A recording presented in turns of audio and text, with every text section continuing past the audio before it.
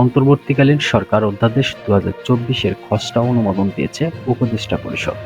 এ অধ্যাদেশে অন্তর্বর্তী সরকারের ক্ষমতা ও তাদের দায়িত্ব নির্ধারণ করা হয়েছে। এছাড়া প্রধান উপদেষ্টা ও উপদেষ্টাদের পদমর্যাদা, তাদের সুযোগ সুবিধা সহ অন্যান্য আনুষঙ্গিক বিষয়েও বলা রয়েছে। বৃহস্পতিবার উপদেষ্টা পরিষদের বৈঠকে অধ্যাদেশটির চূড়ান্ত অনুমোদন দেওয়া হয়। প্রধান উপদেষ্টা ডক্টর মোহাম্মদ ইউনূসের সভাপতিত্বে তার তেজগাঁওয়ের কার্যালয়ে এ বৈঠক হয়। পরে মন্ত্রিপরিষদ বিভাগের এক সংবাদ বিজ্ঞপ্তিতে এ তথ্য জানানো হয়। বৈঠকে অন্তর্বর্তী সরকারের উপদেষ্টা এবং সমমর্যাদা সম্পন্ন ব্যক্তিদের আয় ও সম্পদ বিবরণী প্রকাশের নীতিমালা 2024-এর খসড়াও অনুমোদন দেওয়া হয়।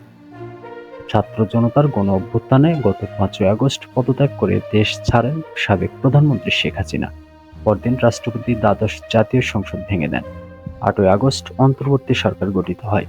এ অবস্থায় গঠিত অন্তর্বর্তী সরকারের ক্ষমতা ও দায়িত্ব, প্রধান উপদেষ্টা ও উপদেষ্টাদের পদমর্যাদা ও সুযোগ সুবিধা, পদত্যাগ এবং আনুষঙ্গিক অন্যান্য বিষয়ে বিধান করা জরুরি হয়ে পড়ে।